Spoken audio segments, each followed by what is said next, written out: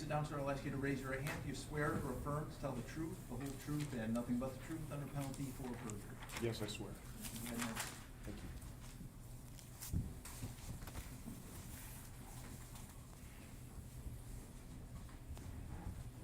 Good morning, Mr. Graves. Good morning. Please state your full name and spell it for the record. My full name is Jordan Graves, Jordan, Grav is in Victor, ES. And where do you work? I currently work for the FBI in the Detroit field office. Okay, and what is your position there? My position is digital forensic examiner. And do you have training in digital forensic examining? Yes. What kind of training do you have? So to become a digital forensic examiner in the program that I work in, you have to go through an extensive amount of training. For me, this equated initially to roughly 400 hours of classroom and practical hands-on training. And then once you are certified, one of the conditions of your employment and maintenance of that certification is continuous training throughout your employment. So every year I'm continuously attending training, as well as giving the opportunity to put on training. So in terms of digital forensics, I've actually hosted and offered training for others who are coming up through the training process or who are trying to maintain their certifications like me. Do you have a degree? I do. What's that in? I have a master's degree in digital multimedia forensics from the University of Colorado at Denver. Okay. And have you testified before about digital multimedia forensics? Yes, I have. Approximately how many times? Probably approaching 10 times across different state courts, federal courts, as well as a military court proceeding, which is the formal way of saying a court-martial. And as a digital forensic examiner, what kinds of things are you dealing with? So the basics for my job is to receive digital and multimedia evidence. So this would be items or materials like computers, cell phones, audio video recording devices, drones, ATM skimmers, basically anything that stores information, to try and acquire data from those kinds of evidence sources, to perform some kind of analysis, whether it's just recovering information or in the case of audio and video, enhancement or redaction, trying to make details easier to see, or if there are personally identifiable information that needs to be redacted, that's something that I do as well. And then reporting on those results to whoever it is that requested my assistance, and then occasionally presenting to those results, just like today. Okay. And is a specific piece that you would handle when either an audio or a video recording has muffled portions that you want to be able to hear?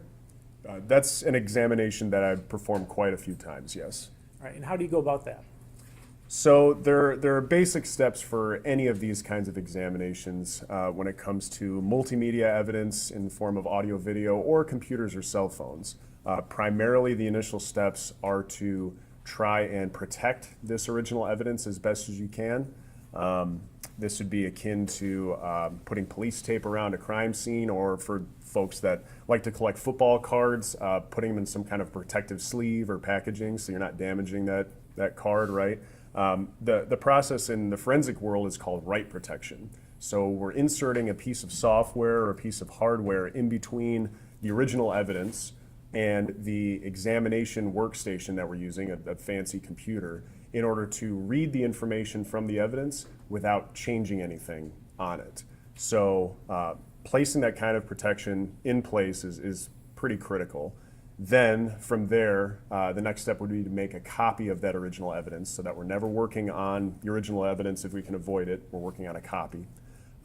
Once that a copy is acquired, in the case of audio and video enhancement specifically, I take measurements. I try to evaluate, what is this file? How does it play back? If it's a video, how large is it? How large should it be on your screen?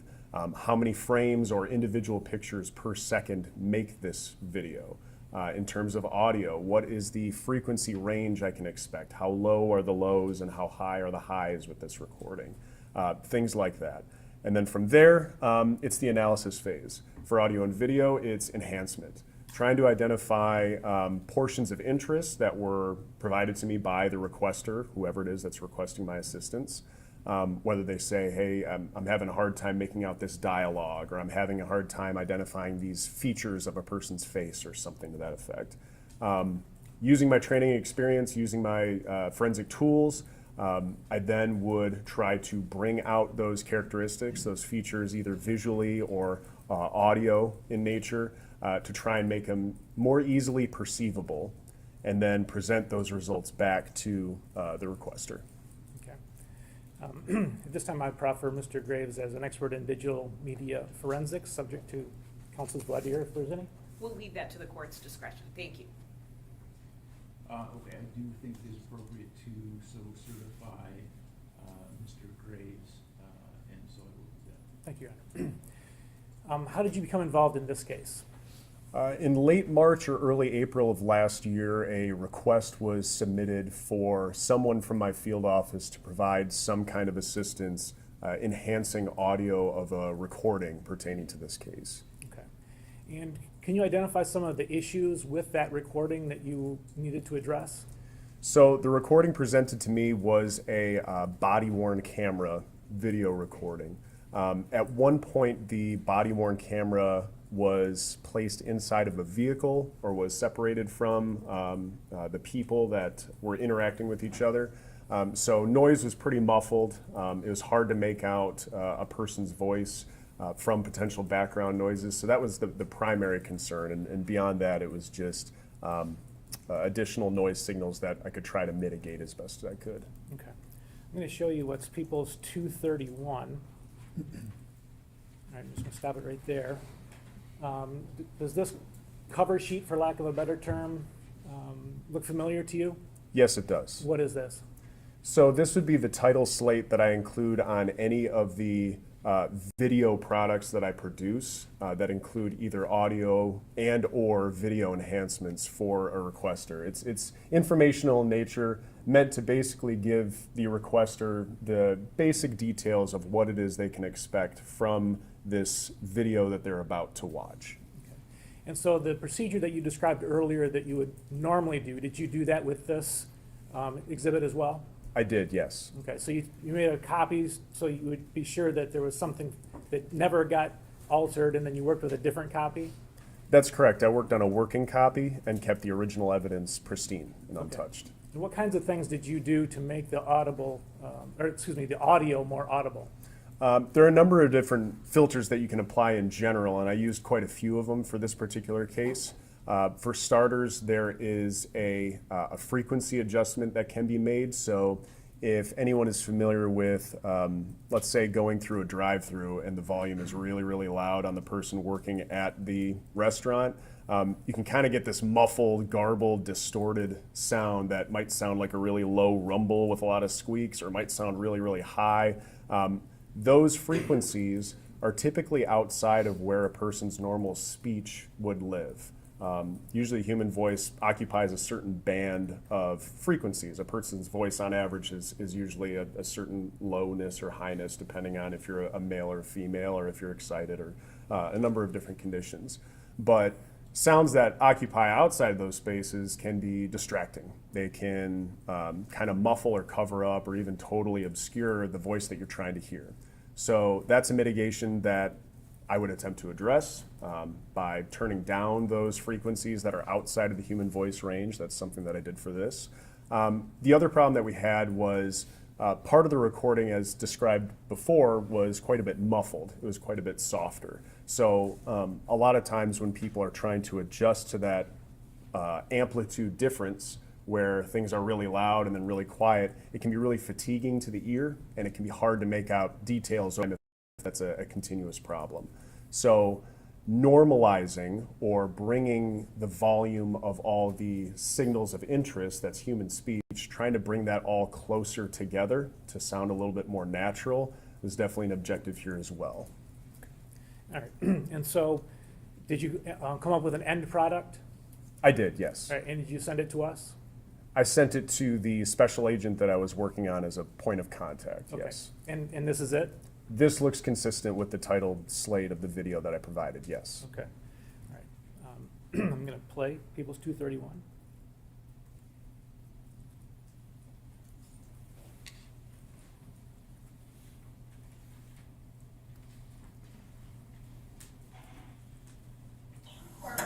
Are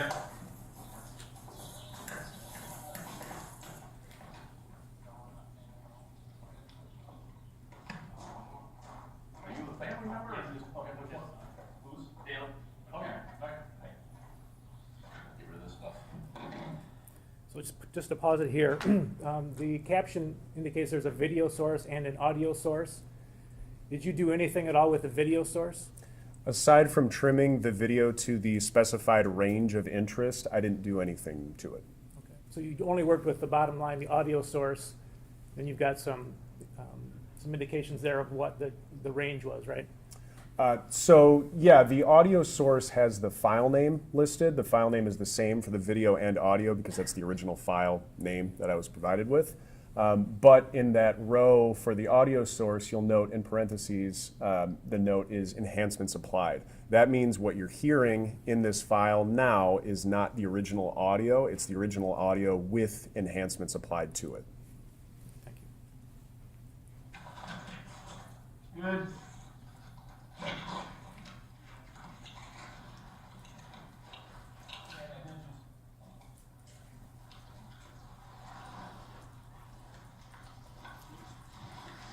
Yep.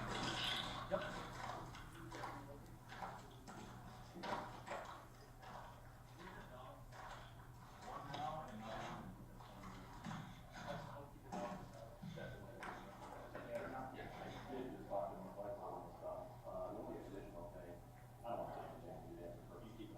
I don't want to damage anything, but it is the buildings here, so if something on fire, that building will go. Yeah.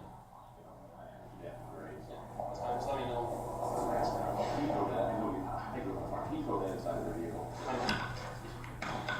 Yep.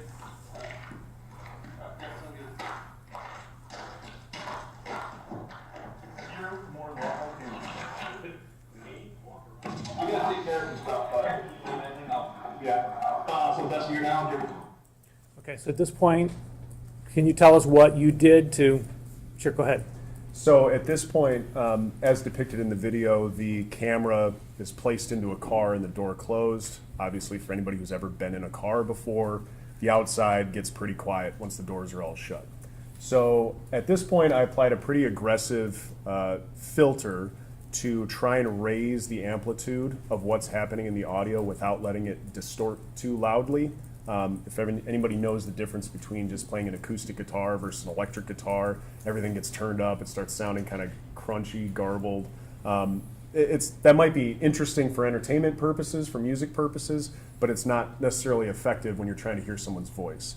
So this aggressive, hard limiting filter essentially raises the amplitude, the volume of the audio in there without letting it go above and beyond a certain threshold, which would start to muddy the sound, and that's what was applied here. Okay. I'm going to back up 10 seconds just to hear that change one more time. You're more than welcome. I'm gonna take care of some stuff, but, yeah, so that's your now, Jim. Everything should be a lot, right to left office. Yeah, Will.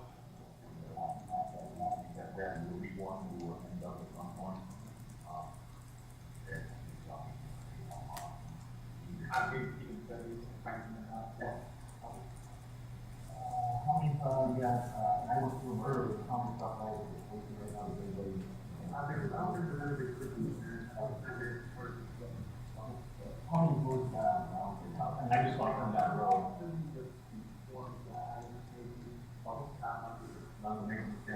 Bill.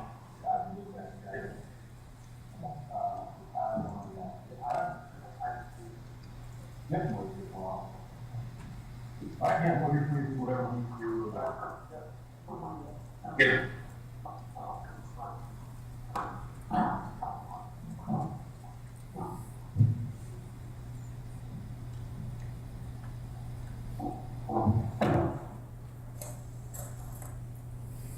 Okay, and is that the end of the clip that you worked with?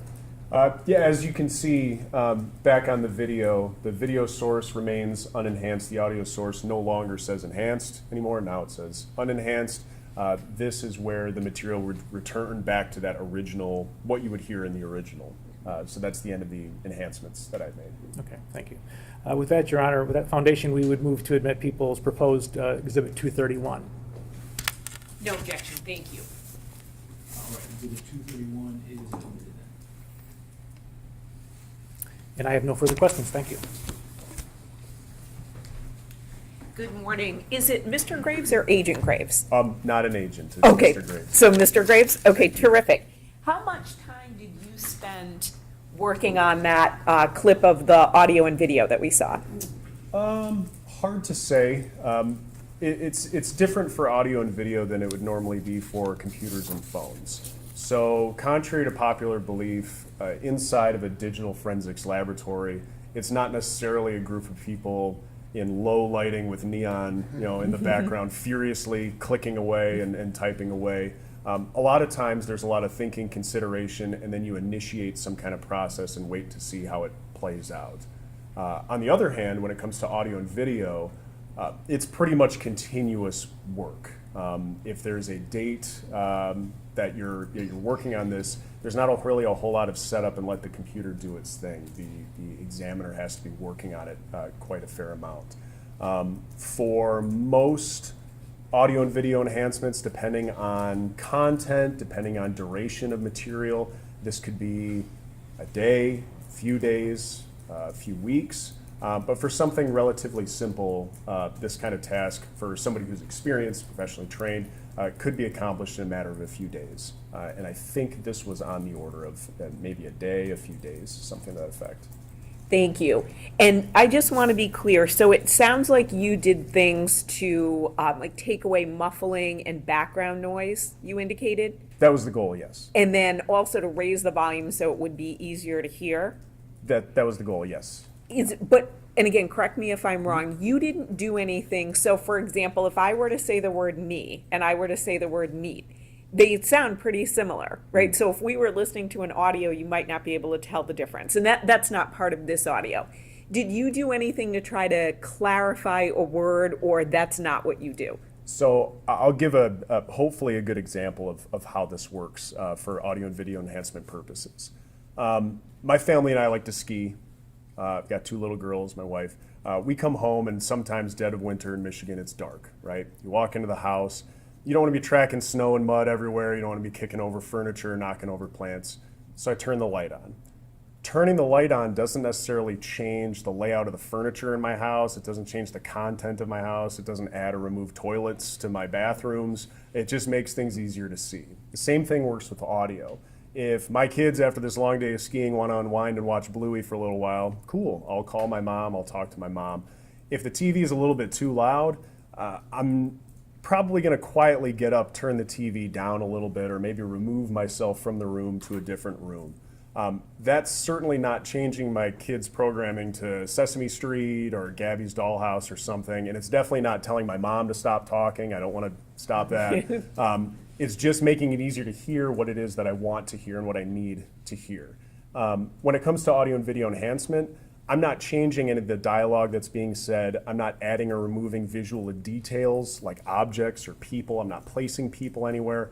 All I'm doing is trying to enhance, make more visible or hearable the details that are already there, if that makes sense. It does, and we can tell you have young children based on the examples that you used. Yes. I have no additional questions. Thank you, sir. Thank you. No redirect, and as far as the people are concerned, you can be released from this. That's correct. Thank you. Thank you, sir, for your time. Thank you, Your Honor.